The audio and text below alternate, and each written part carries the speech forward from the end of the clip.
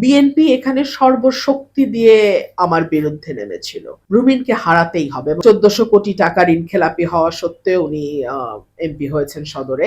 মানুষের শক্তির কাছে সকল কিছু তুচ্ছ। আমার কাজই আমাকে বাঁচিয়ে রাখবে। কাজ ছাড়া আমার কোনো উপায় নাই ভাই।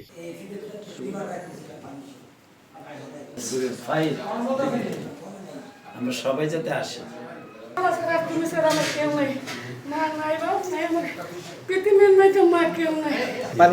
আমি নিয়ে আসছি আপনার জন্য। আমি যেটা করেছি আমি আমার দেশের জন্য করেছি, আমি দেশের মানুষের জন্য করেছি। ৫ই অগস্টের আগে আপনি ভিডিও ফুটেজগুলো দেখবেন। একমাত্র নোন ফেস কোন দল থেকে আপনি আমার চেহারা দেখেছেন।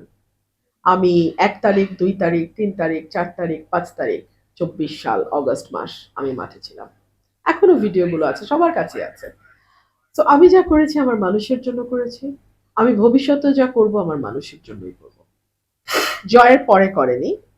জয়ের আগে আমাকে যোগাযোগ করেছে। যখন দেখছে যে নির্বাচনে একেবারেই মানে নিশ্চিতভাবেই এখানে স্বতন্ত্র হিসেবে আমি জয়ী হতে যাচ্ছি। তখন যোগাযোগ করেছে, বলেছে তাদের সঙ্গে বসলে ভালো হবে। আরো বড় কিছু পাবো। মানে এমপির চেয়েও বড় কিছু পাবো। মন্ত্রিত্ব আর কি হতে পারে? আমি না বলে দিয়েছি। আমি বলেছি ১২ তারিখের পর যদি কথা হয় ১২ তারিখের পর হবে। গতকালকে রাতেও দেখলাম কেউ ফোন দিয়েছে। হয়তো অভিনন্দন জানানোর জন্যই দিয়েছে। জানি না আমি।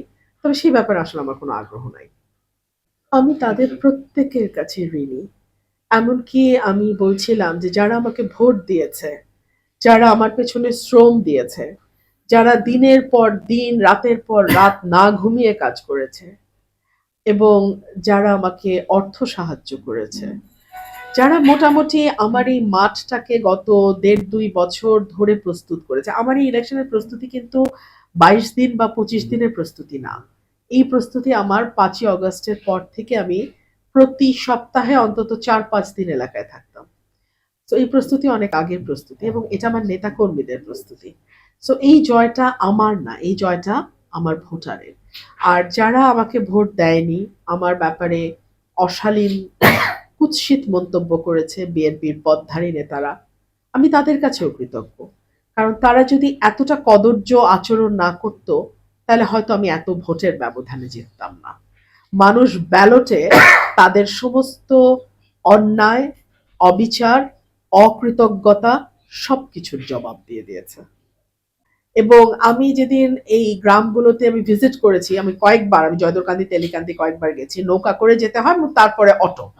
আর যেদিন আমি গেছি রাজাপুর রানীদিয়া ওইদিকে, আমার মনে হচ্ছে যে আমি বোধহয় মানে সভ্য জগতের বাইরে একটা মানে এসে পড়েছি। মানুষ এত বঞ্চিত, এত অবহেলিত। এই মানুষগুলোর জন্য আমার অনেক কাজ করতে হবে, অনেক কাজ করতে হবে। সরাইলটা কিছু মানুষের হাতে অলওয়েজ বন্দী থাকে এবং এই মানুষগুলো এই দাঙ্গাটা হতে দেয় কারণ তাহলে তাদের কিছু লাভ হয়। সো আমি আসলে ওই সিন্ডিকেটটা ভেঙে দেব এবং সরাইলের সিন্ডিকেট অনেকটাই ভেঙে গেছে। আমাকে তো শুধুমাত্র আমার আসনে প্রতিদ্বন্দ্বীর সঙ্গে লড়তে হয় নাই। বিএনপি এখানে সর্বশক্তি দিয়ে আমার বিরুদ্ধে নেমেছিল এবং তারা বিষয়টা এমনভাবে নিয়েছিল যে দলের চেয়ে ব্যক্তির ইমেজ ভালো হতে পারে না। আমি রুমিন হয়েছি জাস্ট বিকজ বিএনপি একসময় করতাম এই জন্যে। সো তারা বলেছিল যে রুমিনকে হারাতেই হবে এবং সদরের যিনি বিএনপির ক্যান্ডিডেট তার সঙ্গে তো আগেই আমার মামলা মোকদ্দমা হয়েছে দুটো ইউনিয়ন নিয়ে এবং সেই মামলায় আমি জিতেওছি। উনি ওনার অর্থ করি সময়, কারণ ওনার আসনে কোনো প্রতিদ্বন্দ্বী কেউ ছিল না, উনি বিনা প্রতিদ্বন্দ্বিতায় ১৪০০ কোটি টাকা ঋণখেলাপি হওয়া সত্ত্বেও উনি এমপি হয়েছেন সদরে। তো তিনি তার সর্বশক্তি নিয়ে নেমেছিলেন এবং তিনি তার দিনের বেশিরভাগ সময় সরাইল আশুগঞ্জেই কাটাতেন। আর বাকি সময় সরাইল আশুগঞ্জের যিনি দলীয় প্রার্থী তিনি সদরে কাটাতেন। সো এটা মোটামুটি একটা বিরাট সিন্ডিকেট এগেইনস্ট রুমিন। কিন্তু দেখুন মানুষের শক্তির কাছে সকল কিছু তুচ্ছ। প্রশাসন তুচ্ছ, দল তুচ্ছ, সিন্ডিকেট তুচ্ছ, টাকা তুচ্ছ। মানুষের শক্তিকে আপনাকে স্যালুট করতেই হবে আপনি যদি রাজনীতি করেন। আমি সরকারের সঙ্গে আলোচনা করব। সরকার যদি ভালোয় ভালোয় আমাকে আলোচনার ফল দেয়, আমার মানুষের কাছে গ্যাস যাবে। আর যদি সরকার সেটা না দিতে চায়, ঢাকা সিলেট হাইওয়ে তো আছে।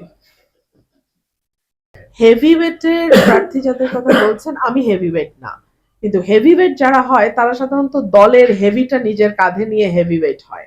আমার যেহেতু দলের ওয়েট কাঁধে নিতে হচ্ছে না, সো আমাকে 5 বছর পর আসতে হলে আমার কাজ দিয়েই আসতে হবে। আমার পাশে দল থাকবে না, উল্টা দেখা যাবে বিভিন্ন দল মিলে আমার বিরুদ্ধে সিন্ডিকেট করে নামবে।